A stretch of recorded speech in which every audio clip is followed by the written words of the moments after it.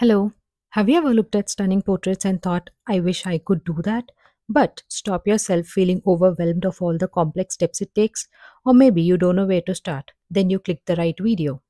In this video, I'm going to show you how I went from a complete novice of not knowing how to paint to actually making it my strength. For me, at this moment, portrait painting is something that I feel I can do, even if it feels difficult, even if the subject reference, anything is difficult, I feel I can do it. That was not the case when I started. So stick around because I'm going to show you some tips which help in learning and getting started to portrait painting. Let's go. My first tip would be to start with basic doodling. I know it sounds cliche to do, but doodling really helps. Now you would be like drawing a few circles, lines, and all of that would help. Are you lost? But you know what? That will actually help. Just take one paper, draw circles, lines, and keep doing it until you make your paper full with all of the lines. It looks like something like this, which is not beautiful. Drawing for just 5 minutes helps with your hand and mind coordination. Not just drawing anything specifically, even a simple doodle will help. It works as a warm up to create big art. Consider a situation where you want to go to the gym and you're not stupid enough to lift weights directly. You do warm up and then go to weights. Okay, now you're done with doodles. What next? Start drawing portraits. But how? Do you know we have a master for portraiture, Andrew Loomis? He is a very famous artist and is known for his techniques when it comes to portraits, proportions, ratios, and values. Hence the method called Loomis method.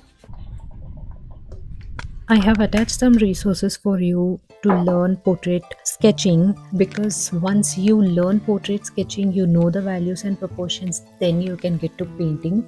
For practicing value proportions, use various tools. Go ahead with using blending stump, any kind of pencils, and blending stump is a very good tool which will make your artwork really easy. There are also two more Instagram accounts which I religiously follow for tips, tricks, and how to draw portraits. One is Leveling Artist and the other is Art by Vinay. They properly explain how to get the proportions right. I started painting only when I practiced at least for a few weeks. This is because I wanted to understand all the basics and want my sketch to be perfect for getting into painting. There is so much information on portrait painting, but I want to break down based on mediums. For watercolor, I think using a mop brush or a bigger round brush would help to cover the maximum area. I would always suggest to focus on details in the later half of the painting, but for the first half, I would suggest to cover the larger areas. There is another medium that I absolutely love, and that is gouache. I use Artex gouache and I feel so comfortable with it. I have initially struggled to understand it, but once I got the hang of it, I made myself so much comfortable. I can just paint with gouache any time of the day and it never feels complex for me because I understood how to use the medium. Let's talk supplies. So for brushes, I use flat brushes of any two sizes, one bigger and one small, round brushes of size 0 and 2, and if I have to do watercolors, then I would use a mop brush and a bigger round brush of size 4 or 6. Paints, I would use Artex Jelly Gouache, Ohuhu watercolors, and Camlin Artist Grade Pan watercolors. And the paper is 300 GSM, hot pressed for gouache and cold pressed for watercolors. There are also some amazing channels that I follow to learn more tips and tricks and also insights into how to paint better. For a simple start, I would recommend to use a flat brush and start painting bigger areas instead of going into details first and overwhelming yourself. Start painting with flat brush, and in that way you get the hang of filling the paper. That is another method to not make yourself feel tensed or disappointed for making any mistakes. You have done 60% and you're just left with 40% of detailing. So the 60% is is what matters. And if you focus a lot of time on the details, then you are probably getting more tensed, and it often feels like you are chasing perfection when you're focusing on details. So I would suggest focus on the big picture and slowly get there by working on little things, if that makes sense. Oftentimes when learning something new or complicated, a lot of mindset shift needs to happen. I know there are people who feel like, okay, I'm not ready to do it now, I'm not good enough,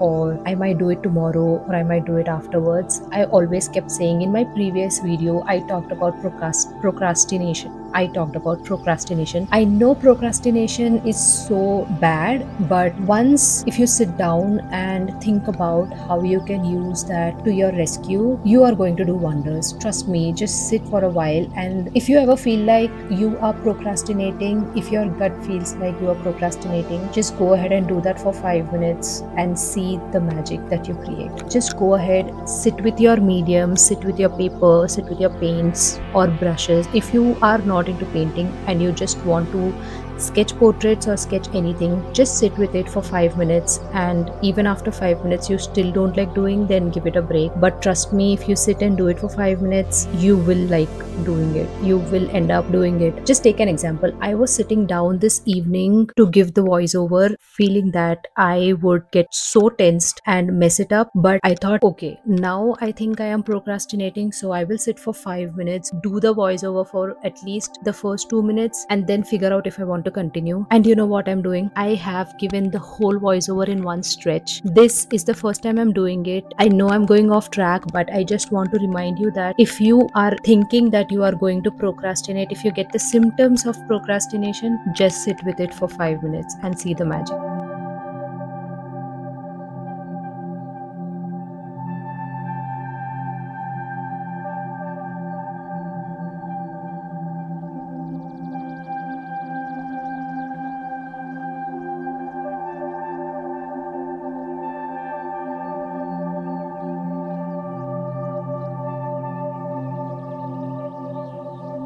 I also want to talk about another aspect here. Whenever you feel like your painting is looking extremely complicated at a point where you're done 40% or 50% of the painting, just take a few steps away and have a fresh eye to the painting, and you see what magic happens. You see that you have made certain mistakes. For example, when I was painting this portrait, I took a few steps back and I have noticed that I have made mistakes in the hand. I made hand way too bigger than the portrait, so I had to recorrect it after the entire painting.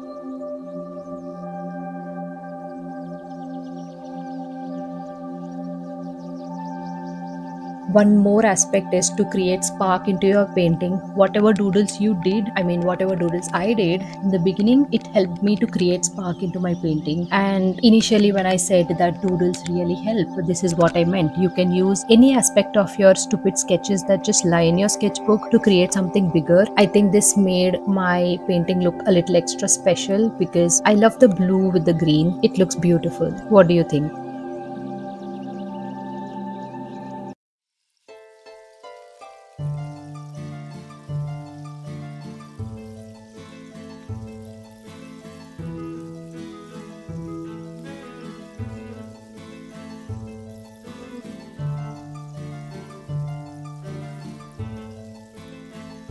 Okay guys, we are now slowly coming to the end of the video.